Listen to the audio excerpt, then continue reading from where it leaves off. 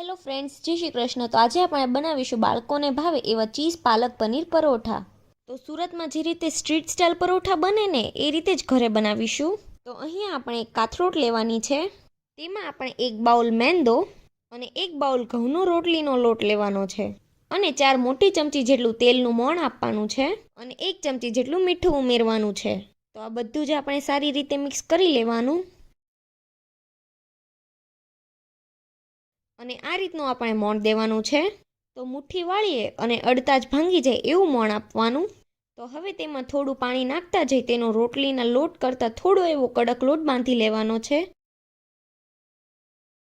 તો લોટ આપણો બંધાઈ ગયો છે અને લોટ ઉપર આપણે પાણી લગાડી દઈશું, જેથી લોટ આપણો સુકાય નહીં અને સરસ કૂણ આવી જાય. અને તેને 15 મિનિટ જેવું ઢાંકીને રહેવા દઈશું.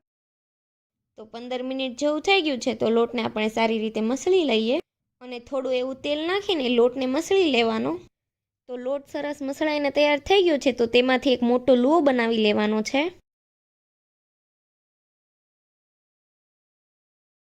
અને હવે આપણે એક બાઉલ લેવાનું છે અને તેમાં આપણે અડધા કપ જેટલી પાલક નાખવાની છે અને થોડા એવા લીલા ધાણા, થોડું એવું લીલું લસણ, અને જો તમે લસણ ન ખાતા હોય તો તેને સ્કીપ કરી દેજો. અને ચમચીના ચોથા ભાગ જેટલો ચાટ મસાલો, ચમચીના ચોથા ભાગ જેટલો સેન્ડવિચ મસાલો, સ્વાદ પ્રમાણે 2 ચપટી જેટલું મીઠું અને તીખાશ માટે આપણે મરચીની પેસ્ટ નાખવાની છે 1/4 ચમચી જેટલી. અને આ મરચી ખૂબ જ તીખી છે એટલે થોડું નાખ્યું છે અને જો તમારું મરચું મોળું હોય તો વધારે નાખવું.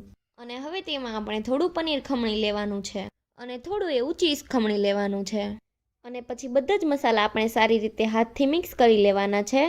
અને અહીંયા આપણે એક જ પરોઠાનું સ્ટફિંગ તૈયાર કર્યું છે.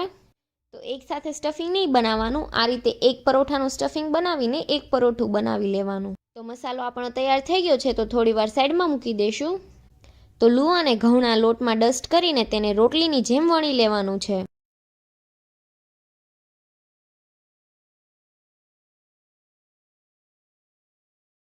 રોટલી જેવું વણાઈ જાય ને એટલે પછી જે આપણે સ્ટફિંગ તૈયાર કર્યું છે ને તેને વચ્ચે મૂકી દેવાનું અને બધી બાજુથી આપણે આ રીતના બંધ કરી દેવાનું છે.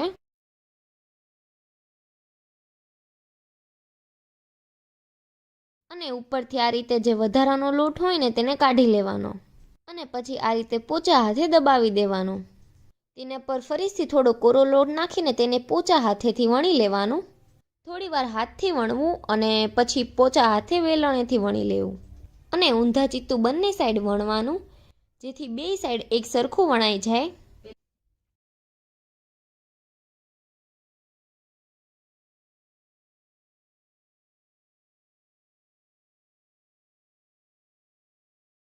તો પરોઠું આપણું વણાઈને તૈયાર થઈ ગયું છે. તો હવે તેને આપણે શેકી લઈએ. તો અહીં આપણે ઢોસા બનાવવાની લોઢી આવે ને તે લીધી છે, કેમ કે આપણે બહાર જઈએ ને તો તે લોકો જાડી લોઢીમાં જ પરોઠા બનાવતા હોય છે. તો લોઢી ઉપર તેલ લગાવીને મીડિયમ ગેસ પર આપણે પરોઠાને શેકાવા દેવાનું છે અને એક સાઈડ પ્રોપર શેકાઈ જાય ને પછી જ તેને ફેરવવાનું. નીચે એકદમ સરસ શેકાઈ જાય ને પછી ઉપર તેલ લગાવી લેવાનું અને પછી તેને પલટાવી નાખવાનું અને ફરીથી ઉપરથી તેલ લગાવી દેવાનું અને હવે બંને સાઈડ એકદમ સરસ શેકાઈ જાય ને ત્યાં સુધી થવા દેવાનું.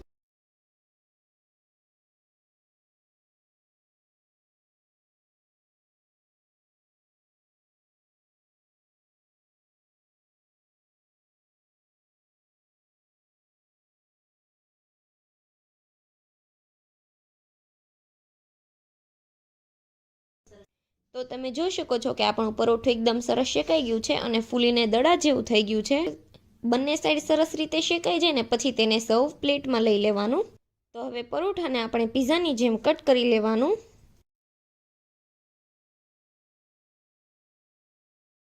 તો તમે જોઈ શકો છો કે આપણા પરોઠા બનીને તૈયાર થઈ ગયા છે અને ટેસ્ટમાં પણ એકદમ બહાર જેવા જ બન્યા છે.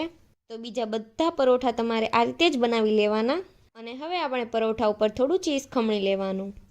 તો આ પરોઠાને આપણે ગ્રીન ચટણી, ટમેટો કેચઅપ અને દહીં સાથે સર્વ કરી શકાય છે. અને તમારે ગ્રીન ચટણી બનાવવી હોય તો તેનો વિડીયો ઓલરેડી ચેનલ પર છે જ તે. અને જો તમને આ વિડીયો ગમ્યો હોય તો વિડીયોને લાઇક કરજો, શેર કરજો અને અમારી ચેનલને સબસ્ક્રાઈબ કરી દેજો. Thanks for watching.